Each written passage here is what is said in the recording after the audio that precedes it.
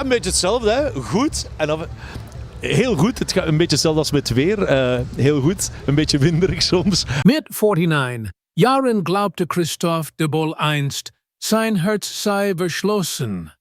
Glaubte, nach den Stürmen, den intensiven Tourneen und der namenlosen Ermüdung des Bühnenlichts wurde ein ruhiges Leben wählen.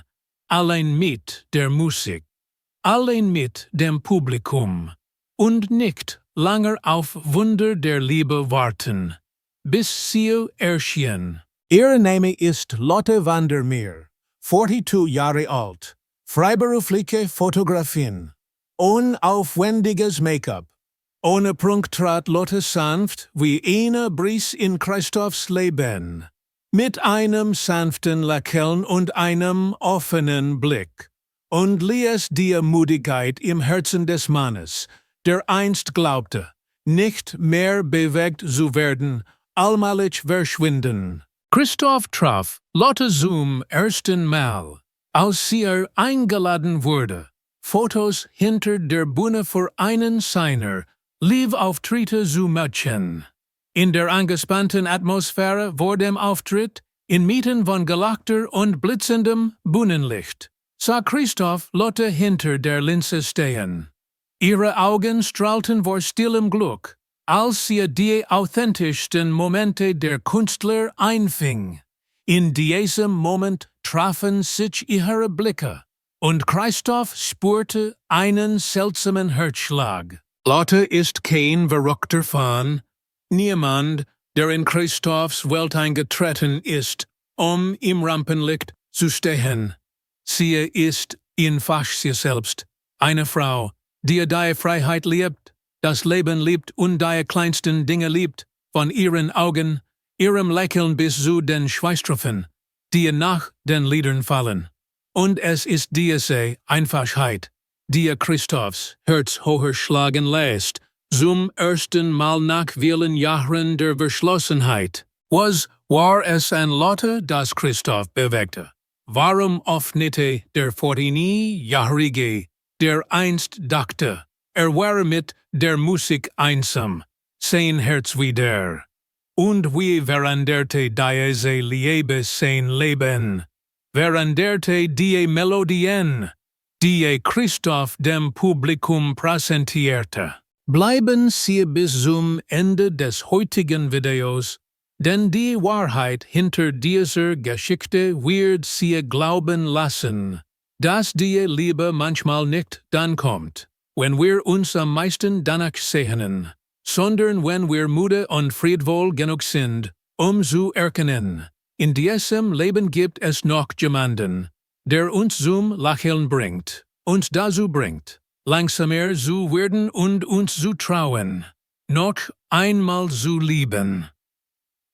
Mit 49 dachte Christoff, hatte sein Herz verschlossen, bis sie auftauchte. Diesen Satz sagte Christoff in einem Interview mit vor Emotionen funkelnden Augen. Ein Satz, der Tausende Fans in Belgien und der gesamten Schlagerszene verblüffte. Denn sie verstanden, dass Christoff nicht jemand war, der sein Herz leicht öffnete, besonders nach dem, was in fast 30 Jahren im Rampenlicht erlebt hatte, wo der Glanz stets mit einer namenlosen Einsamkeit einherging. Christoff De Bolle, der Schlagerprinz Belgiens, widmet sein Jugend der Musik. Mit die langen Tourneen, Late-Night-Konzerten, Fansignierstunden in bitterer Kälte und tausenden Lächeln auf der Bühne als Antwort auf die Zuneigung des Publikums. Doch nach diesen Lächeln gab immer wieder zu, dass sein Herz müde und verschlossen war und nicht länger auf eine Liebe wartete, die groß genug war, ihn wieder zu bewegen. Doch dann schickte das Schicksal eine besondere Frau in Christoffs Leben. Eine Frau, die nicht auf der Bühne stand, nicht wegen seines Ruhms suchte, nicht in der Presse erscheinen wollte. Eine Frau, die so sanft in sein Leben trat wie eine kühle Brise, in den heißesten Tagen seines Lebens. Dies Frau heißt Lotte Vandermeer, 42 Jahre alt, freiberufliche Fotografin und lebt ein ruhiges Leben in Gent, Belgien. Lotte liebt Kunst, liebt Schönheit, liebt die wahren Momente von Menschen und sie liebt es, dass Augen mehr sprechen als blumige Worte. Christoff traf Lotte an einem coolen Nachmittag hinter der Bühne seiner Live-Show. Lotte wurde beauftragt, Backstage-Fotos zu machen und die Momente festzuhalten, in denen sich die Künstler auf den Auftritt vorbereiteten. Die nervösen Schweißtropfen, die Umarmungen der Kollegen, die ihnen Glück wünschten, während Christoff das Mikrofon einstellte, fiel sein Blick zufällig auf Lotte, die still in der Ferne stand und leicht lächelte, während sie die Szene durch die Linse beobachtet. Es war ein Lächeln, nicht aufgesetzt, nicht gekünstelt, ein Lächeln, das Christoff ein seltsames Gefühl der Ruhe vermittelte.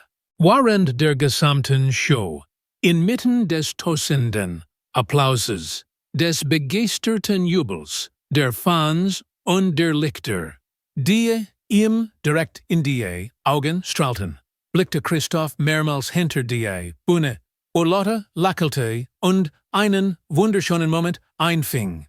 Und als die Musik verstummte, als das Bühnenlicht gedämmt wurde und das Publikum gegangen war, ging Christoff auf sie zu und ergriff zum ersten Mal seit vielen Jahren die Initiative.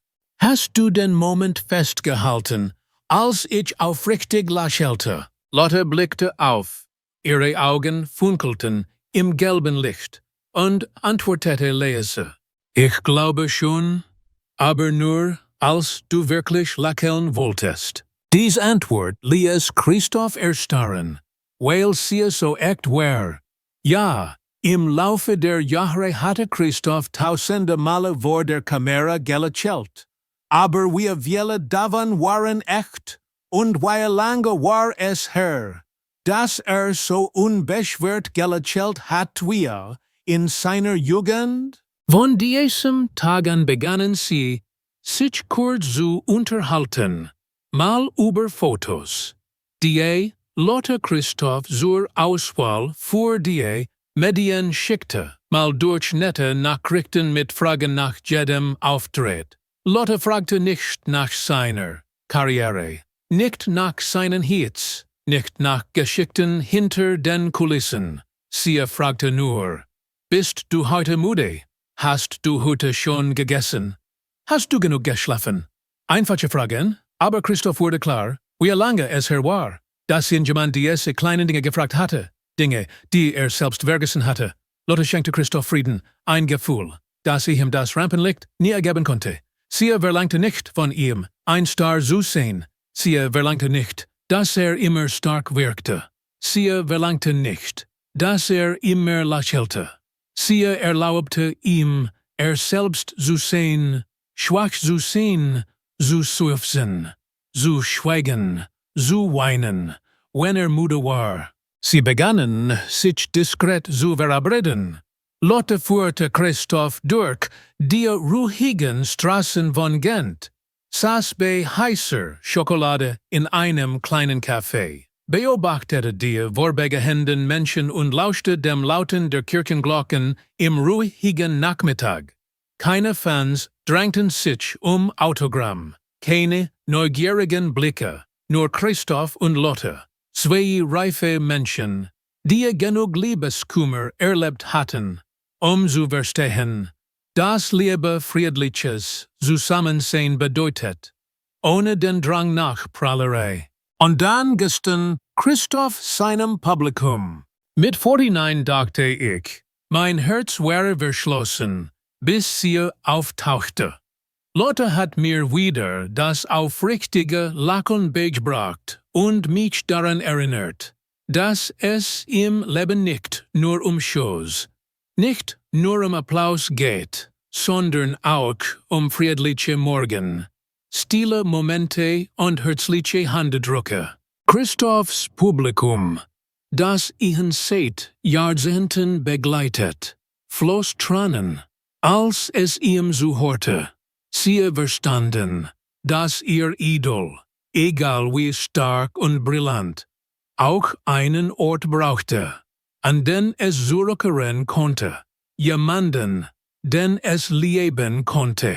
Und wissen Sie, Lotte selbst sagte etwas, das Christoff zum Lachen brachte. Du musst kein Star sein, du musst nur du selbst sein, egal ob du auf der Bühne singst oder in einem Café einschlafst. Es stimmt. Die Frau, die Christoff De Bolles Herz weiter höher schlagen ließ, nicht weil sie ein Fan war oder im Rampenlicht stand, sondern weil sie genau im richtigen Moment kam, als sein Herz es am meisten brauchte. Sie brachte ihm Freude, Optimismus und einen einfachen Frieden und ließ Christoff erkennen, dass die Liebe mit vor 9 Jahren immer noch an die Tür klopfen kann, wenn man es wagt, sein Herz zu öffnen. Wenn dich diese Geschichte berührt, hinterlasse einen Kommentar, like oder abonniere den Kanal, damit wir gemeinsam schöne Geschichten über Liebe, Heilung und Lebensmomente verbreiten können, die uns glauben lassen. Es ist nie zu spät, wieder zu lieben. Wussten Sie, dass es einen jungen Mann aus der Kleinstadt Ninove gibt, mit strahlenden Augen, einem sanften Lächeln und einer besonderen Stimme, der nach und nach die Bühne betrat und die Herzen von Millionen schlagerbegeisterten Zuschauern in Belgien, den Niederlanden und Deutschland eroberte und zu einem Phänomen wurde, das man den Schlagerprinzen nennt. Dieser Mann ist Christoff De Bolle. Doch dieser Weg war kein Zuckerschlecken, kein Überraschungsshit oder ein Sprungbrett dank Fernsehwettbewerben, wie viele fälschlicherweise glauben. Es war eine Reise von über 30 Jahren voller Schweiß, Tränen und Glücksmomenten, wenn Christoffs Lieder durch die Menge halten, wenn die Stimmen im Einklang mit seiner warmen Stimme sangen und die europäische Schlagerszene unauslöschlich prägten. Und aus purer Leidenschaft, geboren Christoff De Bolle wurde am 18. Juni 1976, im belgischen Ninove, in eine musikbegeisterte Familie geboren. Christoff zeigte schon mit 9 Jahren seine Leidenschaft fürs Singen und nahm an lokalen Kindergesangswettbewerben teil. Christoff selbst erzählt eine Geschichte. Als Kind sang oft berühmte Schlager von Wiltura und Helmut Lotti, wenn mit seiner Mutter auf den Markt ging, und zog damit die Blicke und das Lächeln der Menschen ihn herum auf sich. Diese unbeschwerten Straßengesangssessions weckten in Christoffs Seele einen Traum. Eines Tages werde ich auf einer großen Bühne stehen und dieses Lied vielen Menschen nahebringen. Erster Wendepunkt. Single Einste und Debütalbum 1991. Im Alter von 15 Jahren veröffentlichte Christoff seine Debütsingle. Doch erst 2007 mit dem Song Einste, ein Stern, wurde Christoffs Name so richtig bekannt und markierte einen Wendepunkt in seiner Karriere. Einste ist nicht nur ein leicht zuhörender und einprägsamer Schlager, sondern auch ein Lied, das Christoff mit ganzem Herzen sang. Es wurde ein nationaler Hit in Belgien und wurde ständig im Radio und in Cafés gespielt. Kurz darauf erschien das Album Blaue Nacht, das schnell Gold erreichte und Christoffs Position in der belgischen Schlagerszene festigt. Tourneen durch Belgien und die Niederlande waren die Grundlage dafür. 3. Grenzüberschreitend. Angriff auf den deutschen Schlagermarkt. Christoff gab sich nicht mit dem nationalen Erfolg zufrieden und beschloss, sich dem größten Schlagermarkt Europas zu stellen. Deutschland. Mit seiner Geduld, seiner gefühlvollen Stimme und seinem sympathischen Image eroberte Christoff nach und nach die Herzen des deutschen Publikums. 2011 veröffentlichte das Album. Christoff in Deutschland erreichte hohe Platzierungen in den Schlager Albumcharts und wurde begeistert aufgenommen. Das Lied in 100.000 Jahren wurde zu einem seiner beliebtesten Lieder in Deutschland und ebnete Christoff den Weg zur Teilnahme an großen Schlagershows higher, darunter Feste der Volksmusik unter der Leitung von Florian Silbereisen. 4. Klobers durchschlagender Erfolg. Wenn man sich fragt, was Christoff wirklich an die Spitze des europäischen Schlagers gebracht hat, ist die Antwort eindeutig das Schlagerprojekt Club by 3. 2015 gründete Christoff zusammen mit Florian Silbereisen, Deutschland, und Jan Schmid, Niederlande, Club B3, eine multinationale Schlagergruppe mit dem Ziel, traditionellen Schlager auf modernere, frischere Weise wieder zugänglich zu machen und dabei die einfache, fröhliche Seele dieser Musik zu bewahren. Das 2016 erschienene Debutalbum der Gruppe, Vorsicht unzensiert, erreichte sofort die Charts in Deutschland und Österreich und wurde mit Gold ausgezeichnet. Damit wurde Club Berthr zu einem europäischen Schlagerphänomen. Ausverkaufte Tourneen auf großen Bühnen, Fernsehshows mit Millionen von Zuschauern, Lieder wie Du schaffst das schon, wurden zu bekannten Melodien auf Schlagerfestivals. Christoff erzählte, dass seine Zeit bei Club B3 die glücklichste seiner Karriere war, weil nicht nur sang, sondern auch Freundschaft, Lachen und den Austausch mit einem begeisterten Publikum pflegte. 5. Verdiente Auszeichnungen und Anerkennungen. Im Laufe seiner Karriere erhielt Christoff zahlreiche renommierte Auszeichnungen, darunter 5 Radio 2 Sommerhit Awards als beliebtester Schlagerkünstler.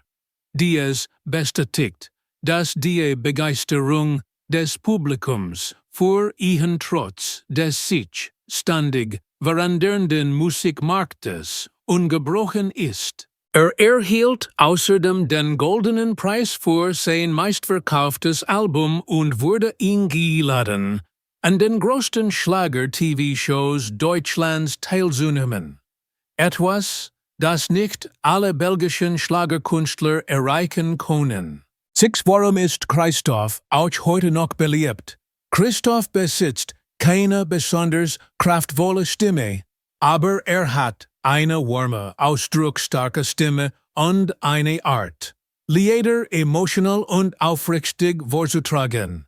Jedes Mal, wenn auf der Bühne steht, lächelt Christoff, schenkt dem Publikum stets dankbare Blicke und singt, als war es sein letztes Mal. Obwohl Hunderte von großen und kleinen Bühnen bestritten hat Christoff stets seine Bescheidenheit und Einfachheit bewahrt. Das hat ihm das Publikum treu gehalten, auch wenn sich Musiktrends ändern und das Showbiz vielen Schwankungen unterliegt. Ende. Christoff, die Reise eines wahren Stars. Wenn man heute einen Schlager hört und einen Mann mit braunen Haaren und strahlenden Augen sieht, der lächelt und aus vollem Herzen singt, dann ist das Christoff De Bolle. Vom Straßenmusiker in Ninove über die Nächte in kleinen Bars bis hin zu den brillanten Bühnen in ganz Europa hat Christoff bewiesen, wenn man seine Leidenschaft, seine Ausdauer und seine Aufrichtigkeit bewahrt, wird man auf seine eigene Weise glänzen, egal wie lange es dauert. Wenn das angehauchte Vermögen nach 30 Jahren Gesang Christoff De Bolle hatte nicht das Glück, einen Hit zu landen und dann von der Bildfläche zu verschwinden. Ist ein hartnäckiger, hart arbeitender Schlagerkünstler, der sich seit seinem 15. Lebensjahr der Musik widmet. Kann Dutzende von Bestseller-Alben, Hunderte von ausverkauften Konzerten in Belgien, den Niederlanden und Deutschland und das höchste Gehalt im aktuellen belgischen Schlagergenre vorweisen. Laut belgischen Medienquellen verfügt Christoff über ein geschätztes Vermögen von etwa 6 Millionen Euro. Eine beeindruckende Summe für einen Schlagerkünstler in einem kleinen Markt wie Belgien und sogar höher als das vieler Popkünstler der gleichen Zeit. Christoffs Einkommen stammt nicht nur aus Albumverkaufen. Viele Alben haben Gold und Platin erreicht. Musikrechte werden auf allen Schlager-Radiosendern in Belgien und Deutschland ausgestrahlt. Konzerte und Tourneen sind stets ausverkauft. Durch seine Zusammenarbeit mit Club Birur, einer bekannten Schlagerband mit Florian Silbereisen, Deutschland, und Jan Schmid, Niederlande, verdient Christoff Geld auf großen Bühnen in Deutschland und Österreich, wo es viele Schlagerfans gibt. Fernsehauftritte. Christoff tritt regelmäßig in Schlagersendungen, Talkshows und Musikgalas auf und erhält dank seiner Präsenz auf dem deutschen Markt hohe Geigen. Zu wertvolle Immobilien Christoff De Bolle führt kein luxuriöses Leben, weiß aber die Früchte seiner Arbeit zu genießen. Villa in Ninove. Christoff pflegt seine Heimatverbundenheit und besitzt eine moderne Villa in Ninove mit großem Garten und einem privaten Ministudio zum Üben, Komponieren und Aufnehmen von Demos. Das Haus ist minimalistisch und gemütlich eingerichtet und verfügt über einen kleinen Swimmingpool und einen Grillplatz im Freien, wo Christoff oft Familienfeiern veranstaltet oder am Wochenende enge Freunde einlädt. Wohnung in Gent. Wegen seiner ständigen Geschäftsreisen besitzt Christoff eine weitere kleine Wohnung in Gent, nahe dem Stadtzentrum. Von hier aus kann bequem zu Fernsehauftritten oder Treffen mit Musikpartnern reisen. Die Wohnung ist schlicht in Weiß und Grautenen gehalten und bietet nach anstrengenden Auftrittstagen ein Gefühl der Ruhe. 3. Otto. Gerade genug? Nicht protzig. Christoff ist nicht jemand, der luxuriösen Supersportwagen hinterherjagt. Besitzt einen schwarzen Mercedes-Benz GLC für Touren, der Sicherheit und Komfort bietet. Einen Audi Q5 für lange Reisen mit Familie und Freunden. In einem Interview sagte einmal: Ich brauche keinen Ferrari, um meinen Erfolg zu beweisen. Ich brauche nur ein komfortables Auto, damit ich unterwegs Schlager hören und ab und zu neue Songs mitsummen kann. 4. Family. Christoffs größter Schatz. Wenn man Christoff fragt, was ihm wichtiger ist als Geld und Ruhm, lautet seine Antwort: Die Familie. Christoff wurde in einer musikbegeistert Familie hineingeboren.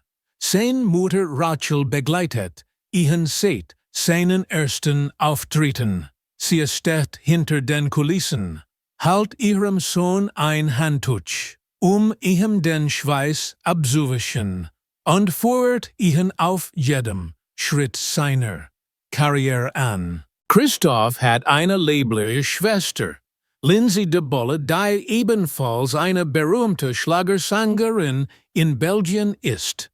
Die beiden Geschwister haben in vielen Shows Duett gesungen und pflegen eine sehr enge Beziehung.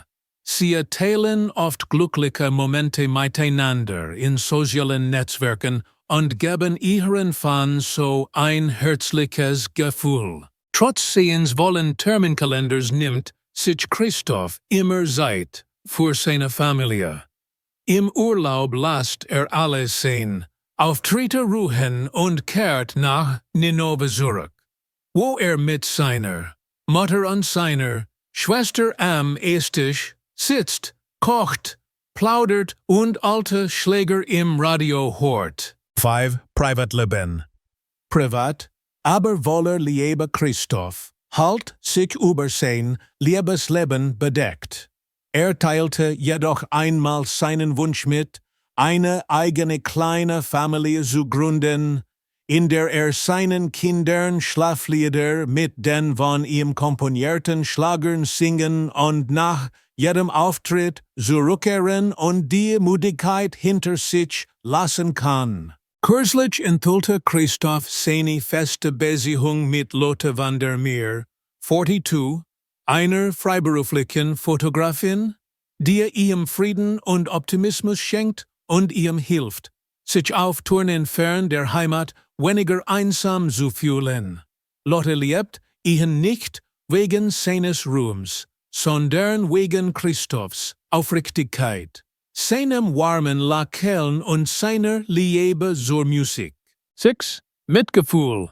Ein unverzichtbarer Teil von Christoffs Leben trotz seines beneidenswerten Vermögens Christoff sein soziale Verantwortung nicht. Er nimmt regelmäßig an Wohltätigkeitsveranstaltungen teil.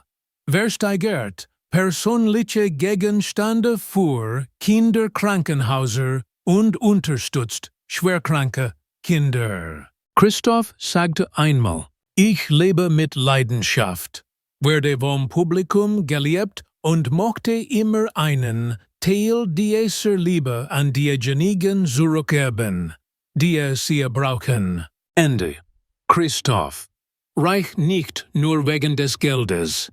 Heute ist Christoff De Bolle nicht nur reich wegen seines Vermögens, seiner Häuser, Autos oder einer Reihe erfolgreicher Schlagerhits. Ihn macht die Liebe des Publikums, seiner Familie, der Frau an seiner Seite und die Art und Weise, wie stets aufrichtig bleibt, ob im Rampenlicht oder in seinem friedlichen Zuhause in Ninove.